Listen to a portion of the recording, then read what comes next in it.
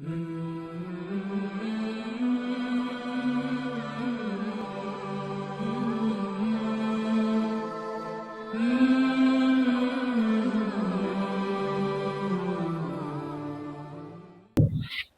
terima kasih. Assalamualaikum warahmatullahi wabarakatuh. Alhamdulillah nahmaduhu wa nasta'inuhu wa nastaghfiruh wa na'udzu billahi min syururi anfusina wa min sayyiati a'malina. May yahdihillahu fala mudilla lahu wa may yudlilhu fala hadiya lahu. Asyhadu an la ilaha illallah wahdahu la syarika lahu wa asyhadu anna Muhammadan abduhu wa rasuluhu la nabiyya ba'dahu. Allahumma salli wa sallim wa barik ala nabiyyina Muhammadin wa ala alihi wa sahbihi ajma'in. Amma ba'd. Yang saya hormati, saya muliakan para bapak dan ibu jamaah Masjid As-Salam yang dirahmati Allah. Alhamdulillah, mari kita bersyukur kehadirat Allah Subhanahu wa taala. Hari ini kita bisa bertemu, bermuwajahah dalam rangka thalabul ilmi, menambah keilmuan kita, wabil khusus terutama dengan kalam Allah, kalam ilahi, ayat-ayat Allah yang insyaallah kita akan mengkaji surat Al-Baqarah ayat 225 sampai 229. Dan saya mengucapkan terima kasih kepada Pak Ustadz Agus Salim atas ucapan selamat ya, dan mohon doanya semoga ilmunya barokah tadi Pak. Barokah untuk kita semua, amin ya rabbal alamin. Baik, surat 225 itu masih sangat terkait erat dengan ayat sebelumnya Pak, 224. Jadi mungkin saya mau flashback sekilas saja supaya ini nyambung dengan ayat 225. A'udzubillahi minasyaitonirrajim wa la taj'alullaha urdatan liaymanikum an tabarru wa tattaqu wa tuslihu bainan nas wallahu sami'un alim. Dan janganlah engkau menjadikan Allah itu sebagai penghalang, sumpah dengan nama Allah sebagai penghalang untuk melakukan perbuatan baik ya, antabarru berbuat albir kebaikan, wa tattaqu ketakwaan, wa tuslihu bainan nas dan mengadakan islah atau perdamaian di antara manusia. Wallahu sami'un alim dan Allah Maha mendengar lagi Maha mengetahui. Para bapak dan ibu yang dirahmati Allah, barangkali mungkin ada sesuatu yang berbeda ya antara kita dengan masyarakat Arab, terutama abad ke-7. Karena di dalam tradisi masyarakat Arab itu ada namanya tradisi sumpah, yaitu menyebut nama Allah atau yang sepadannya ya. Jadi wallahi atau dengan nama Tuhan, dengan nama-nama Allah yang lain gitu ya. Nah, dan ini menjadi kebiasaan yang itu terbawa dalam percakapan sehari-hari. Maka kalau orang Arab ingin ketika dia bicara ingin meyakinkan pendengarnya, maka dia biasa menggunakan wallah itu. Jadi mungkin dalam bahasa kita itu sungguh gitu ya, ongguan gitu kalau orang Madura bilang. Jadi ketika ingin menegaskan apa yang dikatakan, dia biasa menggunakan wallahi. Nah, salah satu kebiasaan juga yang dilakukan oleh masyarakat Arab itu adalah mereka juga menggunakan sumpah ini untuk melakukan sesuatu atau untuk tidak melakukan sesuatu. Nah, diantaranya adalah ini ayat ini terkait dengan sababun nuzul atau kasus yang terjadi pada Abu Bakar As-Siddiq ya. Abu Bakar As-Siddiq beliau punya putri namanya Siti Aisyah. Dan Siti Aisyah ini pernah terkena gosip berita bohong ya, hadisul ifki sekarang hoax ya, berita hoax diisukan bahwa Siti Aisyah berselingkuh dengan salah seorang sahabat. Jadi konon dalam peperangan Nabi kan biasa membawa istri beliau ke peperangan. Nah ternyata ketika pulang dari perang itu cincin Siti Aisyah ini ketinggalan karena beliau ada hajat ya, dan membuang hajat itu pada waktu itu kan belum ada tempat khusus ya, jadi harus mencari tempat agak jauh yang itu agak turun supaya tidak terlihat.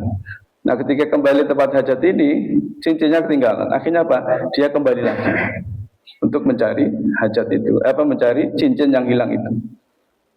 Dan ternyata kemudian ketika dia sedang mencari cincinnya itu ketemu dengan salah seorang sahabat ya yang juga mungkin ada keperluan yang sama gitu ya, dan kemudian kembali ke kemah Rasulullah, dan karena ini berdua kemudian diisukan bahwa Aisyah telah melakukan perselingkuhannya.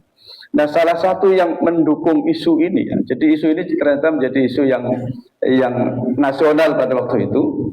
Salah satu yang ikut mendukung isu ini adalah Mistah. Mistah itu adalah orang yang telah diangkat oleh Abu Bakar ya sebagai mungkin kalau sekarang mungkin asisten rumah tangga diangkat sebagai asisten rumah tangga, dibiayai di dalam rumah itu. Ternyata dia ikut mendukung atau menyebarkan gosip ini ya, menyebarkan isu bahwa Aisyah sudah melakukan perselingkuhan. Nah, ketika kemudian Al-Quran membebaskan Aisyah dari tuduhan itu, maka kemudian Abu Bakar bersumpah bahwa dia tidak akan lagi memberi nafkah kepada Mistah ini ya, pembantunya ini. Nah, kemudian maka turunlah ayat ini. Jadi jangan sekali-kali kata ayat 224 ini, wala taj'alullaha urdatan liaimanikum. Janganlah engkau menjadikan sumpahmu demi Allah itu untuk menjadi penghalang. Jadi sumpahnya kurang lebih mungkin, wallahi saya tidak akan memberi nafkah lagi kepada Mistah karena Mistah itu sudah ikut menggosipkan, ikut menyebarkan berita gosip atau hoax tentang Siti Aisyah. Dan itu wajar ya Pak. Kalau kita punya anak perempuan, diisukan, digosipkan oleh orang yang sudah kita beri nafkah ya. Itu namanya kan apa kalau dalam bahasa kita itu? Nah, jadi sudah kita kasih budi yang baik, kemudian dibalas dengan keburukan tadi itu.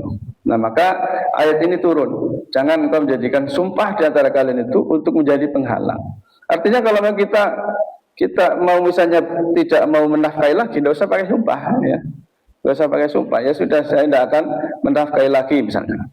Jadi jangan kemudian mencatut nama Allah itu istilahnya. Nah, ini yang nggak boleh Pak. Mencatut nama Allah, apalagi ini untuk berbuat yang tidak baik atau menjadi penghalang kita dari berbuat kebaikan. Nah, barangkali kalau di dalam tradisi kita tidak ada yang seperti itu Pak ya. Demi Allah saya tidak akan tidak akan mengizinkan kamu datang kemari misalnya. Nah, itu termasuk seperti itu ya. Tapi dalam bahasa kita barangkali tidak banyak dipraktekkan ya. Jadi bersumpah untuk tidak melakukan sesuatu yang adalah yang baik atau albir gitu. Saya tidak bersumpah tidak mau silaturahmi lagi, bersumpah tidak mau bersedekah lagi, bersumpah dalam perkara-perkara yang lain kebajikan misalnya. Jadi misalnya tidak mau bersumpah saya tidak mau masuk masjid ini lagi misalnya. Karena kan gitu Pak, karena ada perselisihan atau konflik perbedaan pendapat sesama jamaah, wallahi saya tidak mau sholat di sini lagi misalnya, itu tidak boleh Pak. Ya kalau nggak mau sholatnya misalnya, ya nggak usah sumpah maksudnya ya. Jadi jangan mencatut nama Allah gitu ya. Kalau misalnya saya nggak mau di situ lagi misalnya, ya sudah. Tapi tidak usah pakai wallahi atau bersumpah demi Allah gitu ya. Jadi itu ayat yang 224 ya. Nah, kemudian di dalam Al-Quran juga dijelaskan kalau kita sudah terlanjur sumpah lalu kemudian kita langgar, maka kita harus membayar kafarah ya. Kafarah itu artinya penghapus. Jadi ada beberapa perbuatan di dalam ajaran Islam, kalau kita melakukan sesuatu itu satu dosa gitu ya, itu ada kafarahnya, ada penebus dosanya. Nah, penebus dosanya itu memang sudah ditentukan, sehingga ya kita harus turuti itu. Apa yang disebutkan di dalam Al-Quran? Kalau kita melakukan sumpah lalu kemudian kita melanggar sumpah itu, maka ada 3 pilihan. Yang pertama adalah memberi makan 10 orang miskin. Min awsati ma tut'imuna ahlikum, memberi makan dari makanan yang biasa kita konsumsi.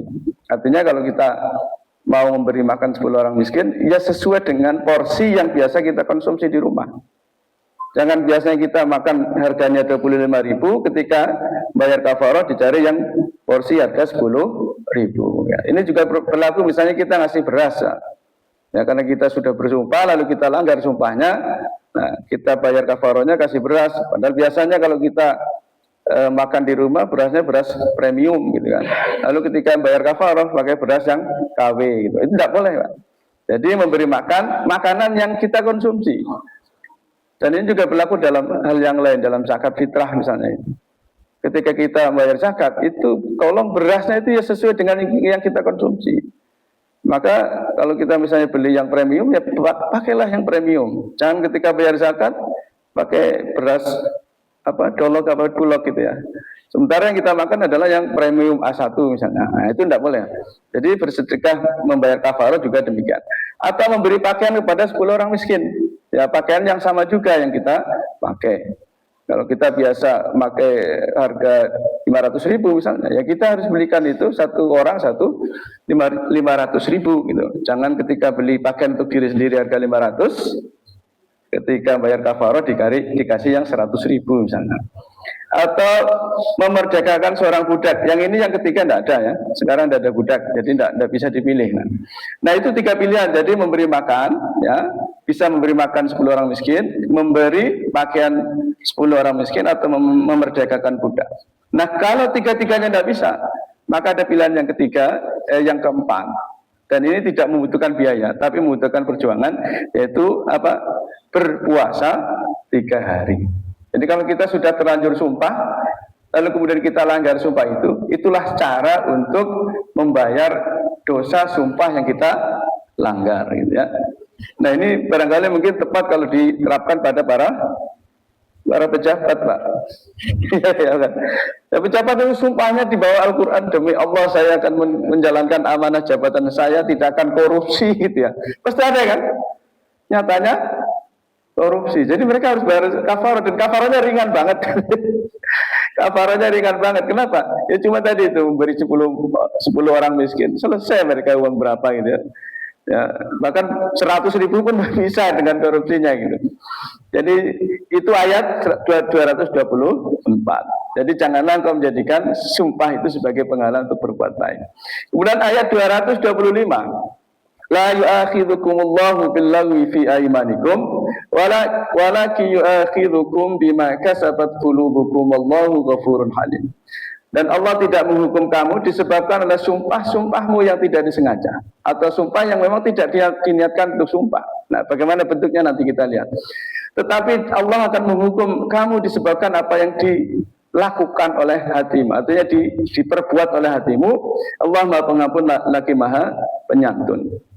Jadi maka tadi ayat ini terkait dengan kebiasaan orang Arab yang memang di dalam bahasa keseharian mereka itu menggunakan kata wallahi ya. Ya, jadi dikit-dikit wallahi artinya sungguh sebenarnya. Ya, untuk menekankan pesan tadi itu supaya orang percaya itu dia mengatakan sungguh dengan kata wallahi. Nah, ini termasuk yang la yu'akhidhukumullahu billaghwi fi aymanikum. Jadi sumpah-sumpah yang memang itu tidak diniatkan untuk sumpah, hanya sekedar untuk menguatkan pesan tadi itu supaya orang percaya.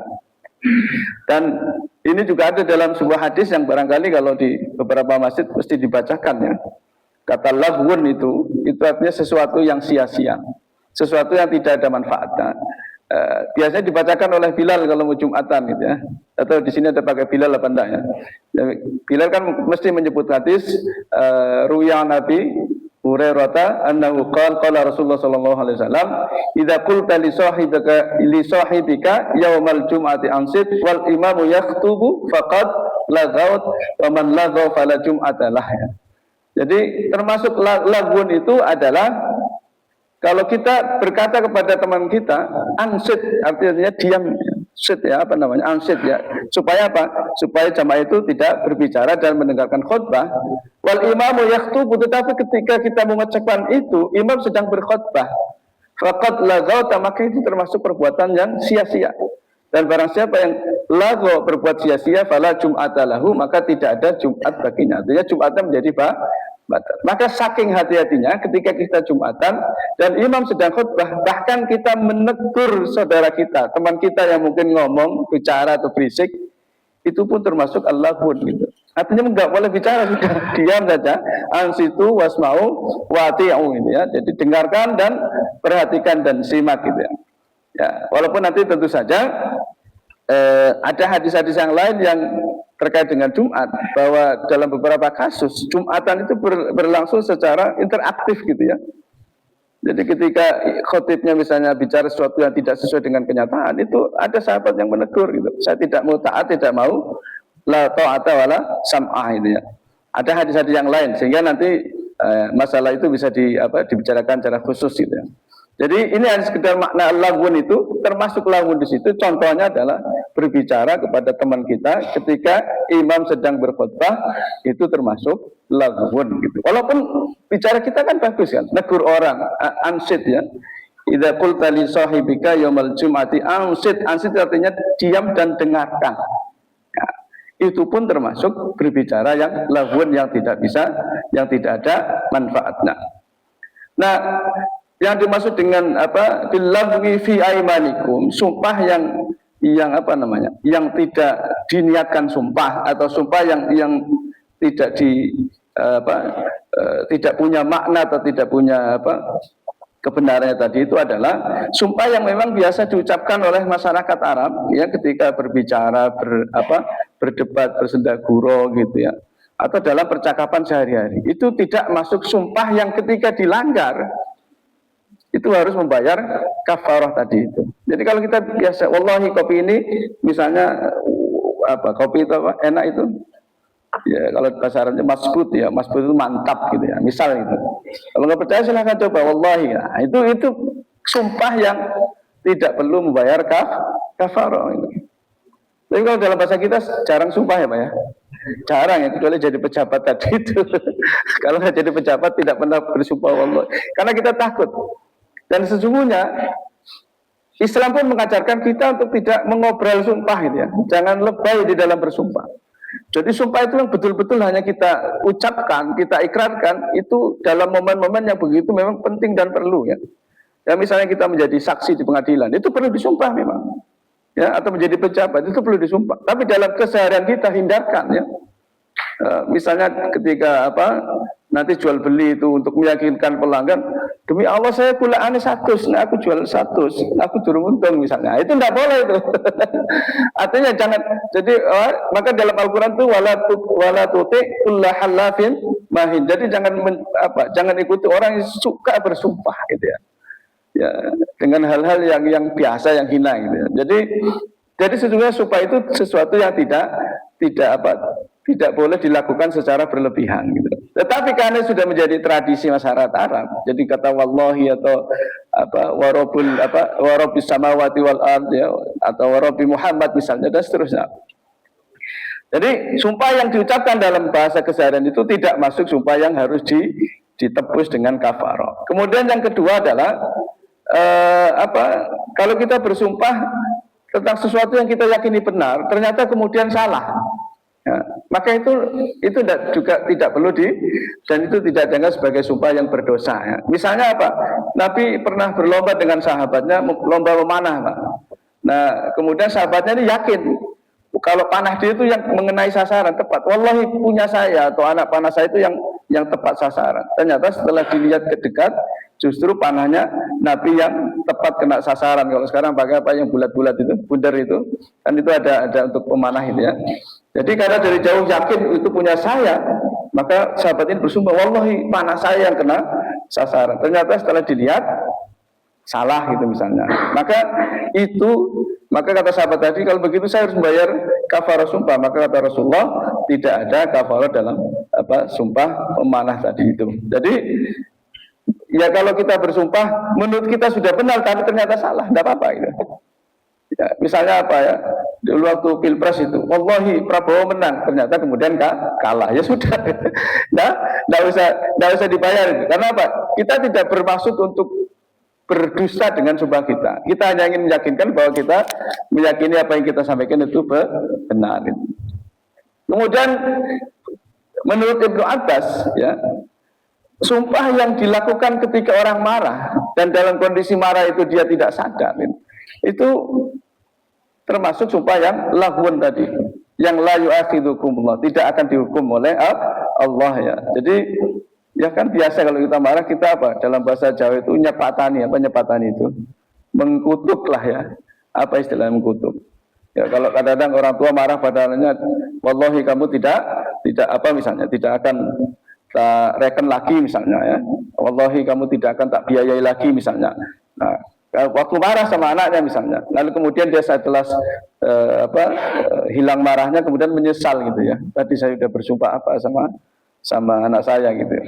Nah, itu maka termasuk sumpah yang diucapkan ketika marah itu. Saya punya teman, Pak. Dia teman laki-laki punya kakak perempuan yang mungkin kurang sempurna. Sama ibunya, teman saya itu tidak boleh menikah sampai kakaknya menikah. Nah, ternyata kakaknya ini nggak payu-payu, Pak. Akhirnya sama sekarang membujang gitu ya. Karena disumpahi sama ibunya, wallahi saya tidak akan ikhlas kamu menikah kalau kakakmu belum menikah. Sampai sekarang belum menikah. Dan ini termasuk sumpah yang tidak perlu ditaati, Pak. Walaupun diucapkan oleh seorang ibu gitu ya. Karena apa? Ini berarti menghalangi orang untuk menikah. Ya. Ya, tapi anak saya teman saya itu karena takut sampai sekarang, Pak, man gitu. Wongnya ganteng, putih gitu ya. Sampai sekarang masih bujang gitu. Nah, itu juga termasuk sumpah yang mungkin diucapkan ketika dalam keadaan marah. Walaupun juga ada pendapat yang lain mengatakan bahwa sumpah dalam keadaan marah juga tetap kena kafarah tadi itu ya. Jadi pernah suatu ketika Nabi bersumpah ya dalam keadaan marah tidak akan memberikan kendaraan kepada kaum Asy'ariyin ya. Tapi kemudian setelah marahnya reda, kemudian beliau memberikan kendaraan kepada mereka dan kemudian Nabi membayar kafarah ya. Salah satunya tadi memberi makan 10 orang miskin, pakaian 10 orang miskin, atau memerdekakan budak kalau tidak mampu berpuasa. Kemudian bentuk yang lain misalnya adalah sumpah mengharapkan sesuatu yang halal ya. Ya, jadi misalnya kalau kita berpantang gitu ya. Ya, demi Allah misalnya saya tidak akan melakukan sesuatu kalau saya begini-begini gitu. Yang sesuatu itu sebenarnya boleh halal gitu. Misalnya demi Allah saya tidak akan makan daging kambing gitu seumur hidup saya ya. Itu boleh enggak? Sebenarnya tidak makan kambing itu boleh saja, tapi ketika itu disumpahkan berarti kan dia mengharamkan yang halal ya. Kalau kita hanya mengatakan saya harus menghindari daging kambing atau saya tidak makan daging kambing karena misalnya kolesterol gitu ya, itu boleh saja, tapi jangan pakai sumpah demi Allah kalau saya tensinya tinggi saya tidak akan makan daging kambing gitu. Tidak perlu disumpahi, tapi yang penting kita hindarkan gitu. Atau yang selanjutnya adalah sumpah untuk melakukan maksiat ya. Ya. Jadi misalnya saya bersumpah akan berzina misalnya, akan minum minuman khamr, akan melakukan sesuatu yang dilarang lah. Nah, atau melakukan sesuatu yang menyalahi perintah dari Allah Subhanahu wa taala. Tadi misalnya orang tua tadi yang sumpah ya, demi Allah saya tidak akan rela atau ikhlas kalau kamu menikah sebelum kakakmu menikah. Ini boleh enggak ini? Nah, dari sisi orang tuanya ini tidak boleh. Ya. Dari sisi orang tuanya tidak boleh bersumpah melarang orang untuk menikah karena nikah itu adalah sunnah. Ya. Perintah dari Allah dan Rasulnya. Orang tua tidak boleh menyumpahi begitu. Nah, kemudian sampai ini meninggal ibunya. Akhirnya teman saya dalam kondisi bingung. Ini kalau saya menikah melanggar sumpah ibu. Kalau nggak menikah, saya nggak menikah selamanya. Itu. Ya sampai sekarang Pak nggak menikah. Jadi makanya berhati-hati ya. Maka ketika kita melakukan sumpah untuk melakukan dosa, itu kafarahnya bukan lagi dengan dengan puasa, dengan memberi makan 10 orang miskin, dengan apalagi tadi itu memberi makan, memberi pakaian. Sumpah kafarah menebus dosa sumpah untuk melakukan maksiat adalah dengan cara meninggalkan sumpah itu. Jadi kalau saya bersumpah akan misalnya minum minuman keras, akan mabuk-mabukan dan sebagainya misalnya. Itu maka sumpahnya dibayar dengan cara meninggalkan sumpah itu. Kafarahnya adalah tidak melakukan apa yang disumpahkan itu sudah menjadi kafarah. Maka tadi kalau kita bersumpah untuk melakukan sesuatu yang dilarang, berbuat maksiat dan sebagainya, cara membayar sumpahnya adalah dengan tidak melaksanakan, mewujudkan sumpah itu. Oke? Nah, barangkali mungkin kita pernah mungkin sumpah marah sama Allah gitu ya. Saya bersumpah saya tidak akan mau sholat lagi gitu ya. Misalnya gitu. Kan ada kan? Ada teman saya Pak, ada teman dia kebetulan dosen ya, yang mengajar di perguruan tinggi. Suatu ketika istrinya meninggal, Mak. Ya, saking sedih dan kecewanya sama Allah, kemudian dia marah, sumpah saya tidak mau sholat lagi. Akhirnya tidak sholat, Pak. Nah itu cara membayar sumpahnya gimana? Ya harus sholat. Artinya apa? Langgar saja sumpah itu. Kalau kita sudah bersumpah melakukan sesuatu yang dilarang. Jadi cara membersihkannya, menebusnya dengan melanggar sumpah itu. Gitu. Jadi jangan, tapi saya sudah terlanjur sumpah. Nah apa? Langgar saja sumpah yang ingin berbuat maksiat tadi itu. Atau yang selanjutnya adalah sumpah dalam bentuk doa buruk pada diri sendiri gitu ya. Ya, demi Allah kalau saya melakukan ini saya kecebur jurang misalnya gitu ya. Nah itu tidak boleh Pak. Gitu. Itu kan mendoakan buruk pada diri sendiri gitu ya. Karena apa? Jangan-jangan doa itu nanti pas kebetulan didengar oleh Allah itu. Artinya apa? Bertepatan dengan saat Allah mengabulkan doa misalnya. Maka jangan pernah kita bersumpah ingin apa ya. Kan ada orang yang sumpah tadi itu. Kalau saya begini ya, saya kecebur sungai atau kecebur jurang misalnya. Itu tidak boleh. Ya, tidak boleh. Dan ini termasuk sumpah yang lahun tadi itu. Jadi tidak perlu tidak perlu ditebus dengan kafarah tadi itu. Ya cukup kita istighfar dan mohon menarik kembali doa itu gitu ya. Ya Allah jangan kabulkan doa yang salah tadi gitu ya. Dan kemudian contoh lainnya adalah sumpah orang yang berjual beli ya. Ini ya. Nah, ini kadang-kadang biasa orang-orang untuk meyakinkan ini demi Allah saya gulaannya 100 sampai kalau ditawar 90 saya masih rugi padahal gulaannya 80 misalnya. Kan biasa gitu Pak. Ya, dan itu biasa di kalangan penjual itu biasa menguatkan kata-katanya dengan sumpah tadi itu. Padahal dia berbohong. Nah, kalau dia itu berbohong, maka dia kena kafarah, Pak. Yang misalnya tadi kulaan 80 bilangnya 100 itu bohong. Nah, karena bohong itu dia bayar kafarah. Tapi kalau memang betul-betul dia kulaannya 80 dia sumpah 80, ya enggak apa-apa. Ya, itu hanya sekedar penguat saja, tapi itu tidak kena kafarah. Gitu. Nah itulah beberapa contoh-contoh billahi fi aimanikum. Jadi sumpah yang dilakukan secara sia-sia, tidak ada maknanya, tidak ada kepentingannya di situ. Nah maka kemudian kenapa disebut aiman ya? Jadi billahi fi aiman. Sumpah dalam bahasa Arab itu kan sebenarnya dalam bahasa asli al-halfu ya. Al-halfu itu artinya bersumpah. Halafa itu bersumpah. Tapi kemudian disebut fi aimanikum. Karena orang Arab itu kalau dia bersumpah itu saling memegang tangan kanan saudaranya gitu ya. Jadi kalau saya bersumpah demi Allah saya jual rumah saya ini dengan seharga 100 juta. Maka kemudian yang menerima itu demi Allah saya terima ya rumah ini dengan harga 100 juta. Itu saling salaman dengan tangan kanan. Akhirnya apa? Maka kalau orang bersumpah itu ya saling bersalaman dengan tangan kanan. Tangan kanan itu kan dari kata yamin tadi. Yamin itu artinya tangan kanan. Sehingga kemudian sumpahnya disebut dengan aiman ya. Aiman jamak dari kata yamin tadi itu. Ya. Jadi kenapa disebut dengan aiman ya, bukan fi ahlafikum atau di dalam sumpah-sumpah kalian, karena kebiasaan orang Arab itu kalau bersumpah saling memegang tangan kanan. Sehingga dalam tradisi sumpah jabatan itu harusnya ketika bersumpah itu antara yang menyumpah dengan yang disumpah itu harus salaman tangan kanan gitu. Bukan kalau dalam bahasa kita begini ya, demi Allah saya bersumpah, ini tidak tahu dari mana ini ajaran ini ya. Ya. Harusnya kan sumpah salaman, saya bersumpah berjanji ya itu ya. Terus kemudian juga ada Al-Quran. Ini juga sesuatu yang baru gitu ya. Iya kan? Iya, kalau orang non Muslim pakai Injil ya pakai Injil gitu ya. Artinya bahwa dia bersumpah di bawah kitab Allah ya. Sesungguhnya secara syar'inya tidak perlu itu ya.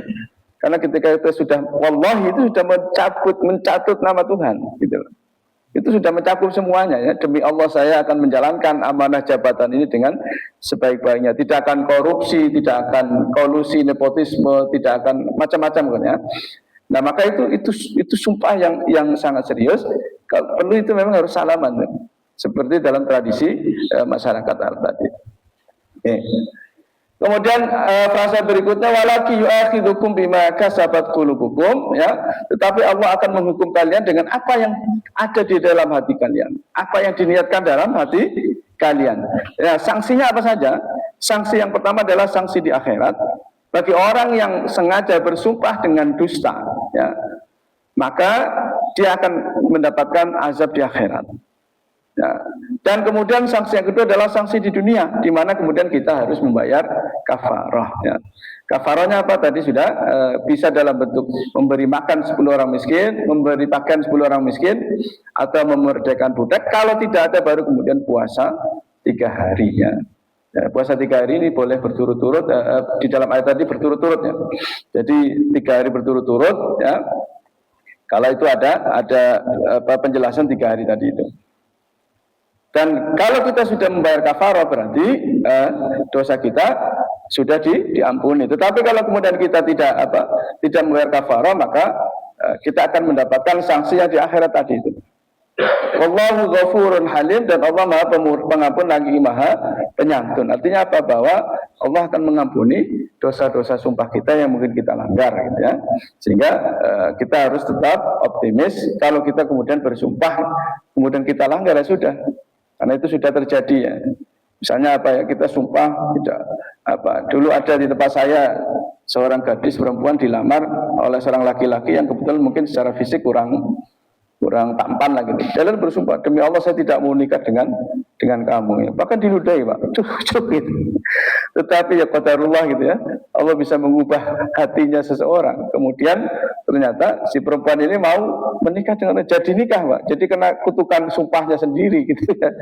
Akhirnya, nah kalau dia melanggar itu dia harus kemudian membayar kafarahnya dengan salah satu dari 3 atau 4 pilihan tadi gitu. Kemudian ayat selanjutnya lilladzina yu'luna min nisa'ihim tarabbusu arba'ati asyhurin fa in fa'u fa innallaha ghafurur rahim. Kita ayat yang selanjutnya ini berbicara tentang satu tradisi di dalam masyarakat Arab yang mana mereka mempunyai tradisi al-ila, ya, lilladzina yu'luna min nisa'ihim, orang-orang yang bersumpah. Sumpah ila itu apa? Sumpah tidak akan menggauli istrinya. Demi Allah saya tidak akan menggauli. Menggauli di sini bukan dalam arti umum, Pak. Menggauli di sini dalam arti khusus, yaitu melakukan hubungan biologis, ya. Jadi mereka kalau marah kepada istri, bertengkar, ada perselisihan, ada percekcokan, maka suami mengancam istrinya dengan cara ila tadi itu. Ila itu artinya bersumpah tidak akan melakukan hubungan badan, melakukan hubungan biologis dengan istrinya. Maka kalau orang melakukan melakukan sumpah ilah ini, maka ini kemudian tarabbusu arba'ati asyhurin, istri punya hak untuk menunggu sampai 4 bulan. Nah, jadi di dalam tradisi masyarakat Arab ini ada tradisi ilah tadi itu, sumpah tidak memenggauli istri. Itu mereka lakukan untuk menyiksa istri mereka. Ya, menyiksa dalam arti apa? Karena marah tadi, jengkel pada istri, sudah kamu tidak akan saya gauli selama 4 bulan, ya. Nah tentu bagi mereka itu tidak masalah, ya. Karena apa? Istri orang Arab kan lebih dari 1, Pak. Nah kalau kita sumpah tidak akan menggauli istri kita selama 4 bulan, apa yang terjadi? Istrinya cuma 1, Pak. Gak ada yang lain gitu kan. Nah bagi masyarakat itu biasa, Pak. Bukan, bahkan sebelum Islam datang itu kan lebih dari 4. Jadi ada syarat yang lain gitu. Makanya saya pikir-pikir, kok bisa orang bersumpah tidak menggauli istrinya? Kita tidak bergaul selama berapa bulan aja udah tidak kuat, gitu. Karena ada yang lain, maka dia kemudian ketika marah kepada salah seorang istrinya, itu digunakan sumpah ilah tadi itu. Tujuannya adalah untuk menyiksa tadi, menghukum gitu, ya. Dan apa tadi itu?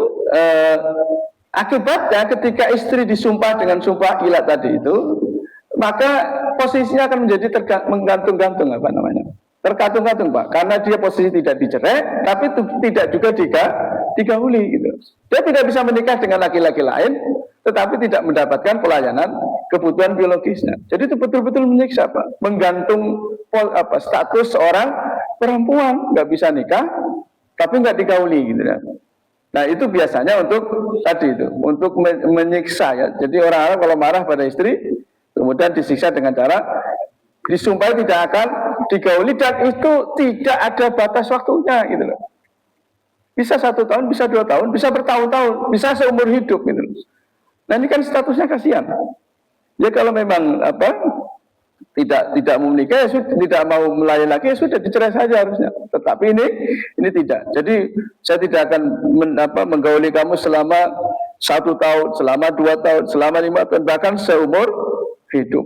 Jadi tidak diceraikan, tidak digauli, tidak dilayani gitu. Nafkah batinnya atau kebutuhan batinnya. Dan itu sebagai cara untuk menghukum istri yang dianggap mungkin membangkang kepada suami. Nah, kemudian ketika Islam datang, maka tradisi ini diubah, direformasi. Ya, yang pertama adalah dibatasi waktunya. Jadi yang tadi tidak terbatas waktu dibatasi hanya 4 bulan. Jadi kalau seorang suami bersumpah tidak akan menggauli istrinya, maka maksimal itu 4 bulan. Ya. Fa'infa'u, kalau kemudian suami itu kembali kepada istrinya, kembali dengan cara menggaulinya, ya, maka berarti dia sudah menyelesaikan sumpah itu. Wa in azamu talaq fa innallaha samiun alim. Tetapi kalau kemudian dia berazam untuk menceraikan istrinya, maka Allah itu Maha mendengar lagi Maha mengetahui. Jadi dibatasi waktunya. Ya, tidak boleh sampai lebih dari 4 bulan gitu ya. Dan kemudian Islam juga dengan membatasi waktu itu, maka ada kepastian hukumnya. Jadi hak istri tadi itu kalau 4 bulan tidak digauli harus ada ketegasan. Mau kembali, mau rujuk, atau mau bukan rujuk sebenarnya, mau kembali. Fa itu artinya kembali dengan cara apa? Mengembalikan dia sebagai posisi sebagai istri ya dengan cara menggaulinya, atau kalau memang sudah berazam, bertekad untuk menceraikan, ya sudah diceraikan. Jadi statusnya menjadi jelas. Dan ini bisa menyelesaikan konflik rumah tangga gitu ya, yang mungkin tidak ada juntrungannya. Ya coba kalau dibiarkan ya, kalau dibiarkan menggantung selama berapa? 1 tahun, 2 tahun, itu kan kasihan statusnya, tidak bisa menikah lagi, tapi juga tidak dilayani. Dan yang menarik adalah bahwa praktek ila juga pernah dilakukan oleh Rasulullah. Rasulullah pernah bersumpah untuk tidak menggauli istri-istrinya. Ya, ketika mereka melakukan semacam demo gitu ya. Jadi di antara istri-istri Rasulullah itu ternyata ada kubu-kubuan, Pak ya. Ada kubu Aisyah, ada kubu Ummu Salamah gitu ya. Jadi mereka punya kubu-kubuan ini, Pak. Yang kemudian bersaing, dan biasa sebagai manusia mereka juga saling cemburu, saling bersaing memikat perhatian dari Rasulullah SAW. Maka pernah ada manuver dari Aisyah dan Hafsah gitu ya. Karena Nabi setiap kali misalnya ke rumah Zainab kok bisa betah berlama-lama ya, ternyata kemudian Nabi biasa dikasih madu. Nah, dan madu itu adalah minuman kesukaan Rasulullah. Maka kemudian Aisyah dan Hafsah kemudian bersepakat nanti kalau Nabi dari rumahnya Zainab kita bilang bau tidak enak gitu atau apa gitu ya. Nah, akhirnya kemudian Nabi juga menjadi persaingan ini menjadikan Nabi menjadi marah ya. Dalam beberapa riwayat yang lain disebutkan bahwa Nabi pernah mengilah atau bersumpah tidak menggauli istri beliau karena karena mereka minta tambahan nafkah ya. Ya biasa uang belanja atau nafkah dalam bentuk uang pada saat kondisi ekonomi Nabi belum memungkinkan gitu ya. Nah, ini penting juga untuk para ibu-ibu ya. Makanya melihat situasi dan kondisi suami. Kalau memang kondisi masih sulit ekonominya, jangan menuntut sesuatu yang berlebih, Pak. Dan kemudian karena permintaan atau tuntutan itu Nabi kemudian bersumpah ilah, artinya tidak menggauli mereka, tetapi cuma 1 bulan. Nah, di dalam Islam ilah itu tujuannya bukan untuk menyiksa istri, tetapi untuk mendidik istri gitu ya, supaya mereka melihat situasi dan kondisi ya. Jadi kadang-kadang kita boleh ya, maka dalam ayat yang lain kan disebutkan wallati takhafuna nusyuzahunna fa'idhuhunna wahjuruhunna fil madaji. Tinggalkan mereka di dalam ranjang mereka, artinya pisah ranjang. Itu kadang-kadang juga bisa digunakan sebagai sarana untuk mendidik istri kita ya. Tapi ingat, tujuannya bukan untuk menyiksa, bukan untuk membalas dendam kepada istri, tujuannya agar supaya istri menjadi sadar. Nah, maka praktek ilah yang ada di dalam Arab jahiliyah kemudian direformasi ya dengan pembatasan menjadi 4 bulan ya. Dan kemudian ya memang pernah Nabi melakukan ilah kepada istri beliau karena ada tadi itu pembangkangan ya, minta uang belanja, bahkan ada kasus ya Zainab mengembalikan hadiah yang diberikan oleh Rasulullah ya. Ya, jadi dikasih hadiah tapi mungkin karena kurang pas dengan apa yang diinginkan dikembalikan. Nah, Nabi itu tersinggung. Akhirnya kemudian bersumpah ilah ya, tidak mau menggauli istri-istrinya ya. Dalam riwayat itu disebutkan selama satu bulan. Dan hukum ilah ini, hukum ilah artinya apa? Orang yang bersumpah ilah itu terkena hukum ilah itu berlaku bagi semua orang yang memang masih memiliki kemampuan untuk melakukan hubungan seksual. Ya. Jadi kalau ada orang bersumpah, saya tidak akan menggauli istri saya, tetapi dia sudah tidak mampu melakukan hubungan seksual, maka sumpah itu tidak berlaku. Ya karena dia sendiri sudah tidak mampu. Kan ada ya, mohon maaf ya, ada memang orang-orang yang mungkin sudah tidak mampu melakukan hubungan seksual, lalu kemudian bersumpah tidak akan menggauli istri, ya percuma gitu kan. Karena tahsilul hasil gitu ya. Artinya apa? Ya sudah terjadi, gak usah bersumpah, memang sudah gak digauli, dalam arti tidak digauli secara biologis tadi itu. Ini pergaulan bukan yang lain, Pak. Ini pergaulan dalam arti hubungan seksual. Ya. Kalau yang lain bukan ilah namanya. Jadi berlaku pada siapa saja yang memang laki-laki suami ya, baik merdeka maupun budak kalau dalam tafsir itu, yang memang masih memiliki kemampuan untuk melakukan hubungan suami istri. Nah, bagaimana kalau ini terjadi pada orang yang ada dalam istilah tafsirnya itu majbub ya, orang yang terpotong seluruh alat kelaminnya sehingga dia tidak mampu melakukan hubungan seksual. Nah, maka di dalam tafsir itu disebutkan tidak sah melakukan ilah, tetapi ada juga yang mengatakan masih sah ya. Ya mungkin nanti hubungannya tidak dengan hubungan seksual gitu. Jadi tetapi kembali kepada tadi makna ilah tadi itu, yaitu sumpah seorang suami untuk tidak melakukan hubungan suami istri, maka itu berlaku wabil khusus bagi setiap laki-laki yang masih mampu untuk menggauli istrinya. Ya. Jadi itu. Kalau yang sudah tidak mampu, misalnya karena apa? Karena tadi sudah kepotong seluruh alat kelaminnya ya dalam bahasa hadis itu. Kan dulu, atau misalnya ada orang yang sudah dikebiri ya. Kan dulu tradisi kebiri itu biasanya dilakukan pada budak-budak laki-laki, Pak. Yang menjaga harem-harem. Harem itu tempat istri-istri dikumpulkan itu ya, semacam ya mungkin istana ya, istana untuk para istri-istri atau para gundik-gundik. Zaman dulu memang masih ada ya. Nah, maka budaknya itu dikebiri ya. Dia masih punya alat kelamin, tetapi kemudian tidak mampu melakukan hubungan seksual, maka ini ada sebagian ulama mengatakan tidak berlaku sumpah ilah, ada yang mengatakan masih berlaku ya. Walaupun tentu saja yang lebih kuat adalah pandangan bahwa sumpah ilah ini hanya berlaku bagi laki-laki yang masih mampu melakukan hubungan suami istri. Nah, tadi dalam ayat ini disebutkan tarabbusu arba'ati ashhurin. Jadi ada batas waktu maksimal 4 bulan. Bagaimana kalau misalnya lewat nanti itu, ya?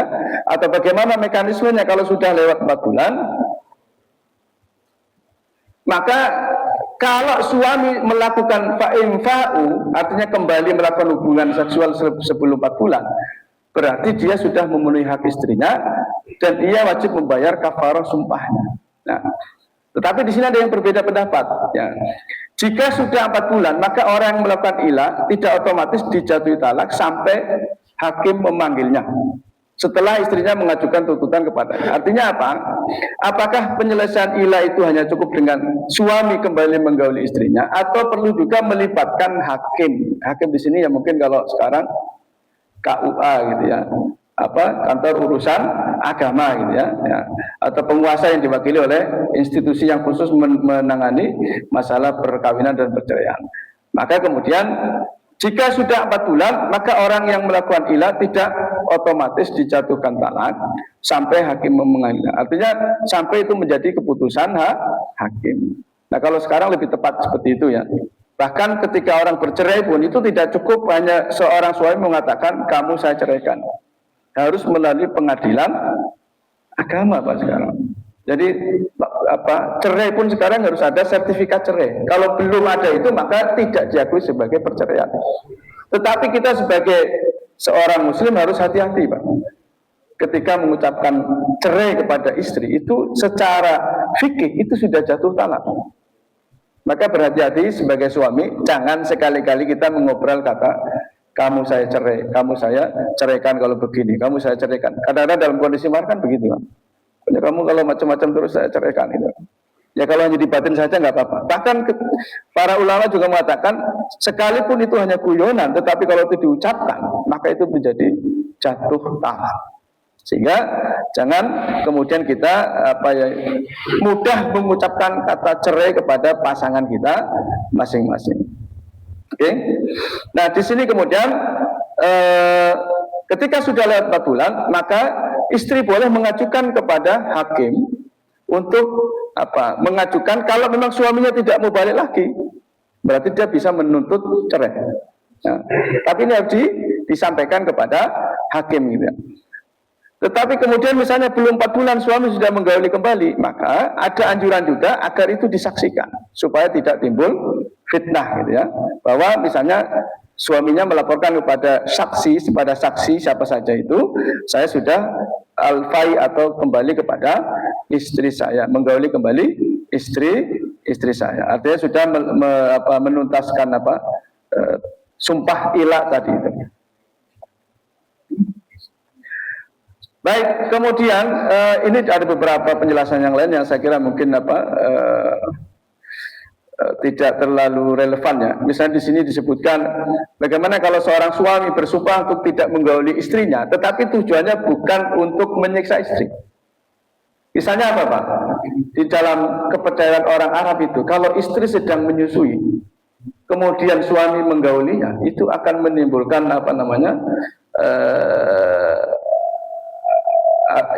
al-imghal itu artinya kalau suami menggauli istrinya pada saat istri sedang menyusui atau sedang ASI tadi itu, maka akan menimbulkan penyakit atau membahayakan bayi yang sedang disusui. Sehingga kalau seorang suami bersumpah saya tidak akan menggauli istri saya selama istri saya menyusui anak, itu termasuk ilah apa enggak? Nah ini sampai di situ Pak pembahasannya gitu. Kalau dalam tradisi kita ada yang sumpah seperti itu enggak Pak? Misalnya istri sedang menyusui dulu waktu kita masih punya anak kecil gitu kan, itu ada kepercayaan orang Arab kalau suami menggauli istrinya itu akan menimbulkan bahaya kepada anak gitu ya, sehingga kemudian mereka tidak menggaulinya. Nah ini kata para ulama tidak termasuk sumpah ilah ya. Nah, sebagian mengatakan tidak termasuk sumpah ilah karena tujuannya bukan untuk memberi madarat atau menyiksa istri. Tujuannya adalah maslahah, yaitu untuk kemaslahatan anak gitu ya. Jadi boleh artinya apa? Itu tidak termasuk ilah. Tetapi pendapat Imam Abu Hanifah dan Imam Syafi'i mengatakan itu termasuk ilah walaupun tujuannya untuk menjaga kesehatan anak. Nah, di sini ada khilaf, ada perbedaan ulama ya. Monggo, kalau misalnya ada yang semacam itu, ya saya kira boleh, tetapi tidak usah pakai sumpah ya. Artinya misalnya komitmen saja, saya tidak, tapi tidak usah pakai sumpah. Saya tidak akan menggauli istri saya selama istri saya masih menyusui misalnya. Itu pun kalau kuat ya.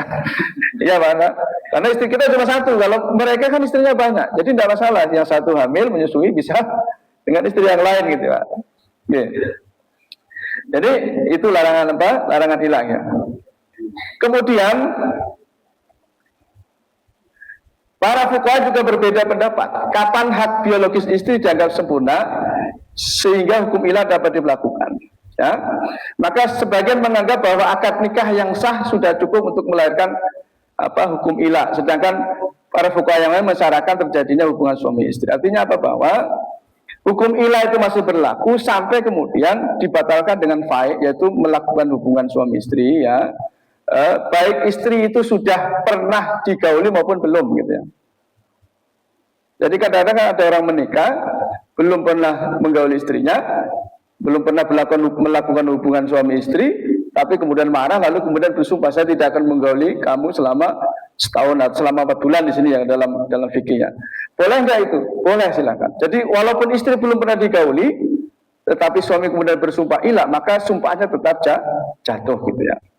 Jadi itu berlaku bagi istri yang sudah pernah digauli maupun yang belum pernah digauli.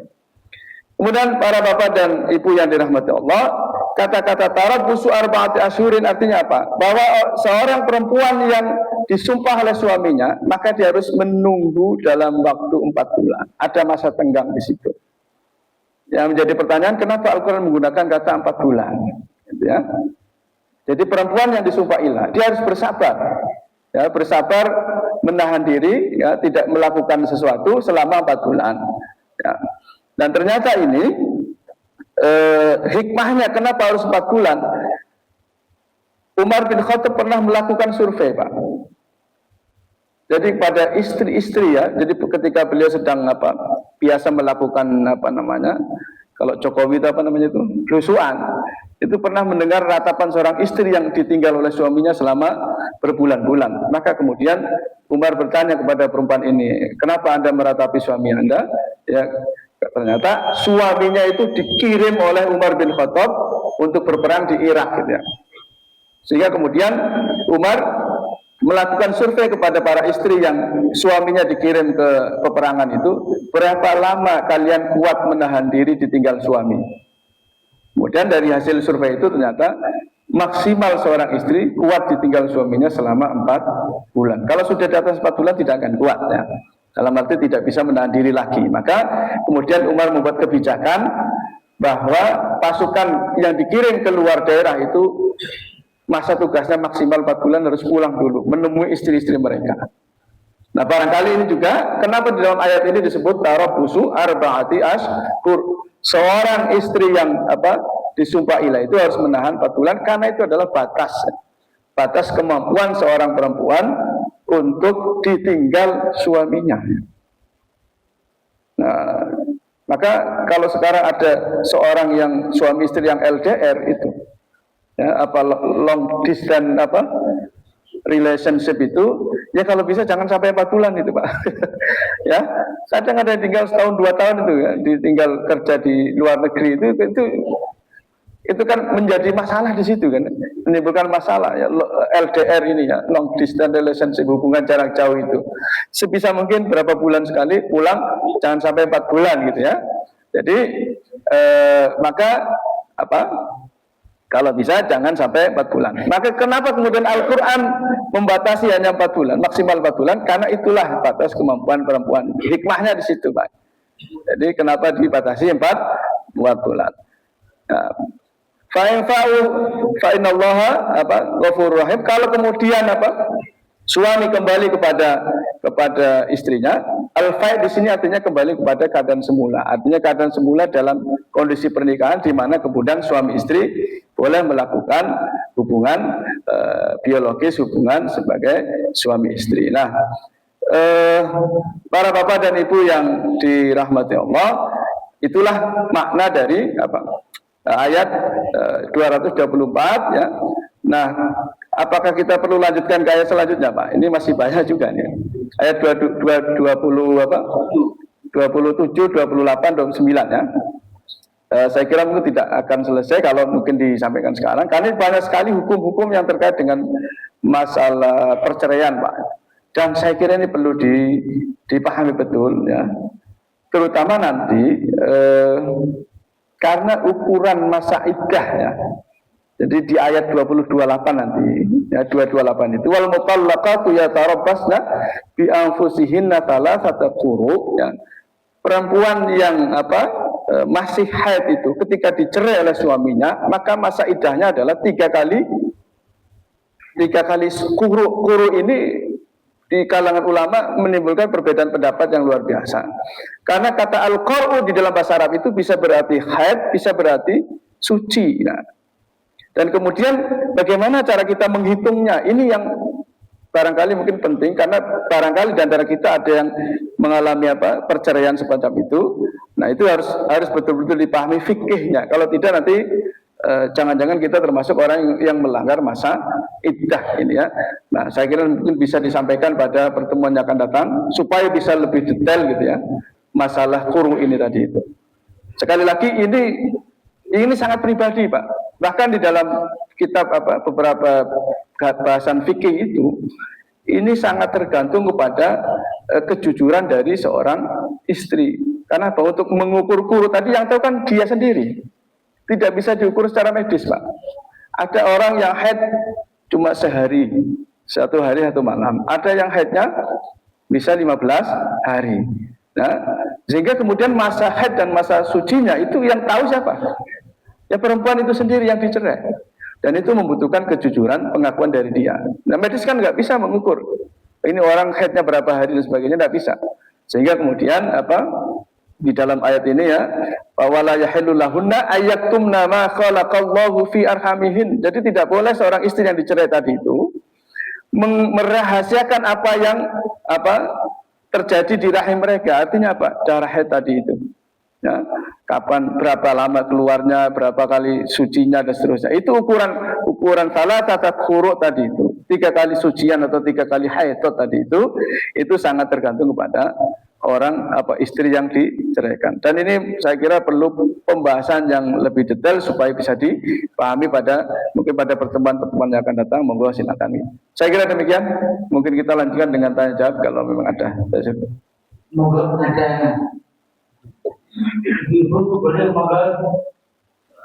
Pak silakan. Ada monggo nggih. Ada relawan yang menjalankan ini. Relawan. Oh, ini juga. Enggak masuk.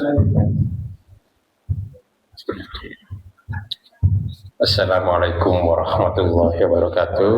Waalaikumsalam. Pertama sampaikan terima kasih Ustadz atas ilmu yang sudah diberikan terkait dengan surat Al-Baqarah ayat 224 sampai dengan 229. Jadi mungkin terkait dengan ayat 224 atau 225 terkait dengan situasi yang mungkin berskala nasional, Ustaz. Jadi viral sekali kita menyaksikan di medsos bahwa ada sumpah yang menganggap sumpah itu benar dan tidak dibenarkan. Ada sumpah yang dianggap benar tapi dibenarkan. Lah, contoh misalnya ketika ada yang menyaksikan hilal, ya kan, itu yakini itu sudah benar dan itu dibenarkan. Oh ya. Oke, kemudian sumpah yang sekarang viral saat ini misalkan disampaikan oleh saya sebutkan namanya Gus Nur ya dengan muhabalah ya. Mubahalah. Mubahalah. Ya, enggak apa-apa. Kecekluk ini. Lah itu sampai mengangkat Al-Quran bersumpah dia itu benar dan itu tidak dibenarkan. Dalam konteks ini membenarkan dengan tidak membenarkan mungkin hakim ya atau itu bagaimana menurut pendapat Ustadz yang didasarkan oleh hukum Islam terkait dengan kasus seperti itu. Terima kasih. Wassalamualaikum warahmatullahi wabarakatuh. Waalaikumsalam warahmatullahi wabarakatuh. Langsung dijawab ya Pak. Iya Pak. Pertama terkait dengan sumpah orang yang melihat hilal ya. Jadi sumpah orang yang melihat hilal kalau memang dia yakin maka dia harus mengikuti sumpahnya itu. Ya, di dalam pendapat Imam Syafi'i itu, kalau ada orang yang melihat hilal, kemudian dia bersumpah, tapi sumpahnya tidak dipercaya ke sana. Yang biasa terjadi itu kan di Cakung, Pak, di markasnya FPI itu. Itu kan selalu bersumpah melihat hilal, padahal secara astronomi belum bisa dilihat gitu ya. Tapi mereka yakin gitu, bahwa kami sudah melihat hilal.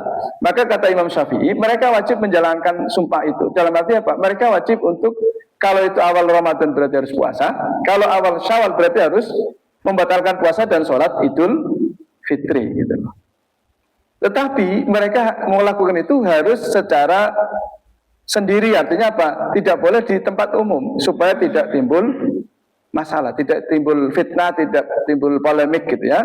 Jadi itu. Dan kemudian dia boleh kembali sholat untuk mengikuti sholat Idul Fitri pada hari berikutnya sesuai dengan mungkin masyarakat yang mayoritas gitu ya. Karena mungkin mayoritas mengikuti sumpah yang lain gitu. Nah, sumpah yang semacam itu kalau memang itu berdasarkan keyakinan tidak masalah. Termasuk seperti sumpah tadi ketika Nabi berlomba memanah dengan sahabatnya bersumpah, "Wallah ya Rasul, panah saya yang tepat sasaran," gitu. Bukan punya jenengan katanya. Ternyata setelah dicek, oh ternyata salah, Pak. Tidak apa-apa itu kan. Artinya apa? Yang penting itu tidak bohong, Pak. Tidak direkayasa. Karena mohon maaf, ada pengakuan gitu ya. Ada pengakuan dari oknum lah katakannya yang mengaku melihat hilal karena secara astronomi itu sudah masuk gitu ya. Misalnya hilal sudah di atas 3 derajat, tetapi mungkin mendung atau tidak bisa dilihat. Nah supaya ini kuat karena kita sudah terlanjur menggunakan metode ru'yat, kalau hanya hisab saja nanti kan ada yang nggak percaya. Maka kemudian harus digenapkan kan, fa in ghubiya fa akmilul iddata salasina yauman. Nah, kaidahnya kan dalam hadis kalau kita menggunakan ru'yat mutlak ya, ru'yat mutlak itu artinya hanya menggunakan ru'yat saja. Kalau hilal tidak terlihat, genapkan 30 hari. Padahal ini sudah di atas 3 derajat. Secara astronomi itu sudah masuk hari. Ini harus diperkuat dengan ru'yat. Nah, maka ada orang yang mengaku melihat hilal, padahal sesungguhnya ya tidak terlihat karena memang posisinya belum bisa dilihat gitu. Nah kalau itu kebohongan semacam itu dia terkena kafarah sumpah ya gitu. Bisa dibedakan Pak antara orang yang memang meyakini walaupun itu salah. Seperti tahun kemarin ini kenapa Afghanistan lebih dulu Lebaran tahun 1447 ya, itu kan ada 3 hari ya, Kamis, Jumat, Sabtu. Yang Kamis itu yang Kamis ini menggunakan ru'yat orang mana di negara Afghanistan karena di sana ada orang yang mengaku melihat hilal. Padahal secara astronomi itu hilal masih di bawah ufuk, tidak mungkin bisa dilihat. Ternyata selidik punya selidik itu yang dilihat bukan hilal tetapi bintang Venus, planet Venus lah. Posisinya memang tepat di tempat hilal terbit itu. Tapi mereka yakin akhirnya apa? Ya mereka sudah berhari-hari lebih dulu gitu lah, dan diikuti oleh teman-teman HTI karena HTI itu kan menggunakan ru'yat global. Pokoknya dimanapun ada yang mengaku melihat, ya itu sudah. Gitu. Nah, kemudian Muhammadiyah menggunakan hisab kalender hijrah global hari Jumat, pemerintah menggunakan hisab mabim atau kriteria mabim hari Sabtu. Jadi Lebaran 3 hari. Bahkan ada yang ke hari Ahadnya itu komunitas aboge gitu. Jadi tanggal 1 sampai 4 kali. Kalau mau khutbah 4 kali itu lumayan itu. Jadi gitu Pak. Selama sumpahnya memang itu keyakinan Pak. Saya melihat hilal tapi jenengan nggak dipercaya, nggak apa-apa. Dan mungkin jenengan salah melihat, nggak apa-apa. Yang penting tadi bukan kesengajaan. Jadi yang apalagi yu'akhidukum bima kasabat qulubukum, kalau kita sudah tahu itu salah, kemudian kita benarkan, itu yang tidak boleh. Kalau tahu itu bahwa kita tidak melihat hilal tapi kemudian mengaku hilal karena dibayar misalnya, supaya memperkuat hisab tadi itu, maka itu tidak boleh. Nah, itu namanya sumpah palsunya tadi. Nah, kemudian yang terkait dengan sumpah mubahalah, Pak. Sumpah mubahalah itu sebenarnya itu bagian dari tradisi Islam. Di dalam Al-Quran itu, ini kan terjadi tantangan mubahalah ya, dengan orang-orang, terutama orang-orang Nasrani, Pak, di mana mereka kemudian mengklaim bahwa Isa Al-Masih adalah anak Tuhan ya. Kemudian Al-Quran mengatakan menentang akidah Trinitas tadi itu, Tuhan Bapa, Tuhan Anak dan Roh Kudus. Maka kemudian dalam surat Ali Imran ayat 61 disebutkan, "Faman hajjaka fihi min ba'di ma ja'aka minal ilmi faqul ta'alau nad'u abna'ana wa abna'akum wa nisa'ana wa nisa'akum wa anfusana wa anfusakum tsumma nabtahil," ya. Jadi nabtahil mubahal itu dari kata itu. Kemudian kita bermubahalah, fanaj'al la'natallahi 'alal kadhibin. Maka kita sumpah mubahal itu artinya apa? Bahwa siapa yang berdusta di antara kita, maka dia akan terkena laknat Allah gitu loh. Nah, itu kasusnya siapa? Gus Nur ya Pak. Ya, ketika kemudian kebenaran itu tidak bisa lagi dibuktikan dengan bukti-bukti, maka yang ada adalah saling bersumpah mubahalah. Nah, kemudian di dalam tradisi masyarakat kita, sumpah mubahalah itu kemudian diubah formasinya menjadi sumpah pocong, Pak. Oke. Nah, itu saya tidak tahu riwayatnya. Kemungkinan supaya orang yang bersumpah itu betul-betul jujur. Kenapa? Dia sudah dibungkus kain kafan, wis mati loh. Kalau orang sudah mati kan nggak bisa bohong lagi. Buat apa berbohong itu? Mungkin maksudnya begitu ya. Ini Pak. Tapi intinya substansi sumpahnya sama. Bahwa kalau saya yang sumpah palsu, saya yang berbohong, maka saya akan terkena laknat Allah. Dan itu biasanya ketika tidak ada hal-hal yang bisa menguatkan kebenaran dari sumpah itu. Apalagi buktinya kita sudah berargumen sudah bahwa Allah itu bukan Yesus Kristus itu bukan anak Tuhan misalnya. Kita sudah sampaikan argumennya sudah jelas macam-macam, tapi nggak percaya. Sudah kalau gitu, dengan nggak percaya kita bersumpah mubahalah. Kalau saya yang benar, ya, maka kalau saya yang salah saya dapat laknat Allah. Kalau Anda yang salah, Anda yang dapat laknat Allah. Nah, cuma di Indonesia kreatif menjadi sumpah pocong itu lah, Anda tahu ya. Dan ini juga bisa diberlakukan bagi suami istri ya. Misalnya suami mencurigai istrinya melakukan perselingkuhan, tapi dia nggak punya bukti. Ya, nggak punya bukti. Gimana caranya kemudian? Ya sumpah pocong tadi itu, Pak. Saling bersumpah. Kalau saya salah, saya mendapat laknat Allah. Kalau istri saya yang salah, dia yang mendapat laknat Allah. Itu sumbernya ada dalam ajaran Al-Quran. Nah, cuma yang pakai pocong ini saya nggak tahu sumbernya dari mana gitu ya. Kenapa harus dibungkus kain kafan itu loh, Pak? Apakah untuk meden-medeni ya, supaya orang yang bersumpah itu takut dan dia jujur di dalam sumpahnya ya. Kalau sudah bicara kematian kan masa orang masih mau bohong gitu. Ya, kalau yang lain masih mengatakan saya tidak korupsi mungkin iya, tapi kalau sudah dipakai kain kafan itu kan harusnya sudah jujur gitu. Jadi begitu Pak.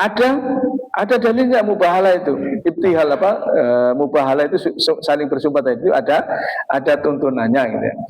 Ya, saya kira demikian. Ada yang lain Pak? Ya, silakan.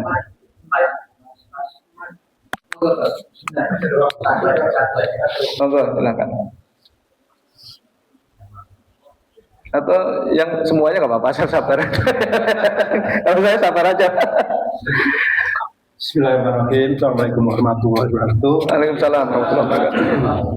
Nama saya Ibnu Salimi. Jadi saya mau tanya sama Pak Ustadz, memang kita itu kalau mau bersumpah memang takut sebetulnya. Ya. Tapi kita itu sering berbohong dalam diri kita, kita terhadap suami atau istri itu kita sering berbohong, ya kan? Memang kalau mengenai hubungan suami istri itu cenderung yang dominan itu dari suaminya ya. Suami, ya itu. Istri biasanya kalau istilah dulu itu kalau masih muda itu pandangan hidup, pandangannya udah hidup. Ya, kalau sudah berapa tahun itu pegangan hidup. Ya. Terus kalau kita sudah seusia 70 tahun seperti kita ini, perjuangan hidup. Iya kan betul. Iya. Lah istri biasanya sering berbohong, apakah itu masih dalam tahap awal atau menengah maupun akhir tadi. Kadang-kadang itu bohong, ada capek lah, menolak karena capek. Iya. Enggak bersumpah tapi berdosa itu ya. Itu. Nah, padahal untuk usia yang seumur kita 70, hampir 70 ini kadang-kadang juga susah juga gitu loh Pak.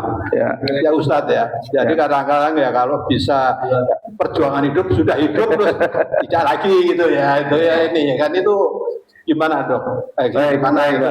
Terima kasih. Terima kasih. Assalamualaikum warahmatullahi wabarakatuh. Waalaikumsalam warahmatullahi wabarakatuh. Terima kasih pada Bapak Ibnu Salimi ya. Jenengan luar biasa jujur sekali.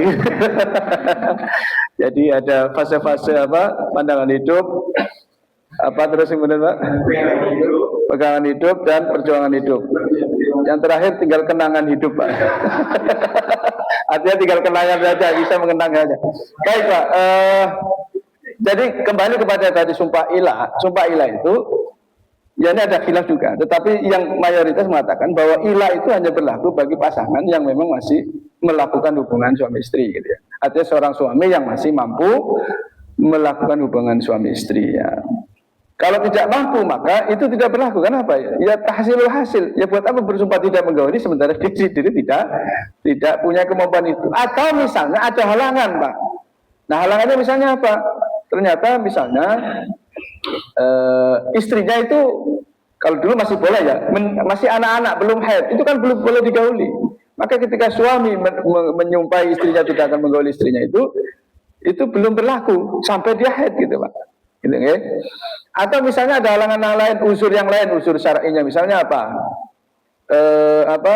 Tiba-tiba suaminya dipenjara sekian tahun. Nah, ini kan. Nah, maka kemudian itu dianggap sebagai unsur syar'i ketika misalnya sudah lewat 4 bulan, ya, itu apakah jatuh tolak atau tidak, itu harus menunggu keputusan suami. Gitu.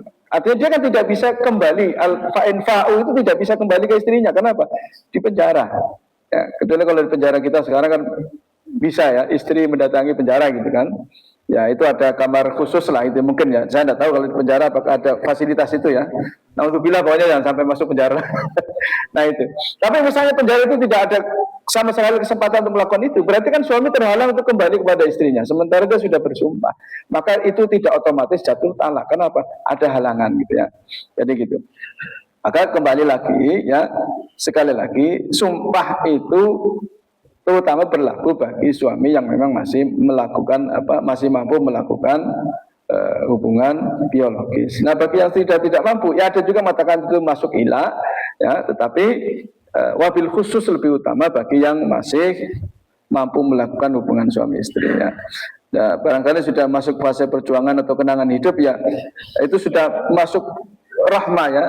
Jadi sudah tidak mawaddah tapi sudah masuk fase rohmah ya. Rohmah itu artinya saling menyayangi betul-betul tulus, bukan karena motif-motif biologis ya. Dan harusnya ketika kita sudah masuk umur 60, 70 ya, nah itu sudah masuk fase rohmah di mana kita sayang kepada istri kita sayang kepada kita itu bukan karena mengharapkan atau motif-motif biologis tadi. Karena betul-betul mas sudah saling menyayangi betul ya, yang tulus dan ikhlas. Bisa bukan dengan kasihan ya. Ya, saling mengasihi ya. Baik, saya kira demikian Mbak. Mungkin bisa itu maksudnya Pak tanya. Jadi ya artinya tidak mungkin sumpahnya bukan tidak akan menggauli istri ya. Bisa jadi mungkin sumpahnya tidak akan menafkahi istri misalnya gitu ya. Atau mungkin begini juga ya Pak. Kadang-kadang di masyarakat kita itu ada status-status yang membuat istri tergantung, Pak. Jadi suami tidak menceraikan istri, ya, tapi dia tidak bersumpah ilah, itu ya. Ya hanya pisah ranjang tapi bertahun-tahun. Nah ini juga masalah, Pak. Ya, sebaiknya kalau memang sudah begitu, lebih baik perpisahan atau perceraian itu lebih baik, gitu ya. Ketimbang misalnya karena istri tidak dilayani, lalu kemudian melakukan perselingkuhan, gitu kan. Nah, maka sebaiknya yang seperti itu dilepaskan saja supaya istri bisa menikah dengan laki-laki yang lain. Umpama gitu ya. Umpama seperti itu gitu. Ya? Kalau memang istrinya tidak sabar, tapi kalau istrinya sabar bersedia menerima keadaan suami apa adanya, ya alhamdulillah kesabarannya akan mendapatkan surga. Tetapi kalau dia tidak sabar lalu kemudian menjadikan dia selingkuh, maka lebih baik firaq saja dan menikah lagi dengan laki-laki yang lain gitu. Walaupun ini berat tentu saja bagi suami misalnya gitu ya. Jadi saya kira demikian. Satu lagi, mau lanjut satu lagi ya. Atau dua-duanya nanti saya jawab singkat saja gitu. Ya biar puas Pak. Ya, nanti gantian maksudnya. Oke, mohon izin Ustaz. Ya, ringkas saja gitu. Izin terkait dengan sumpah yang tidak spesifik nih. Ya. Misalnya beriman dan bertakwa kepada Allah, itu kan luas ya. Seperti itu. Terus bagaimana ketika kita memang mendapatkan sumpah itu gitu. Nah misalkan jabatan tadi ya. Seperti itu, apakah kita mengikutinya atau bagaimana menurut pandangan Ustaz? Karena memang luas ya. Terlalu luas ya. Allah itu luas gitu. Oke, siap. Bagus sekalian Pak, jenengan Pak.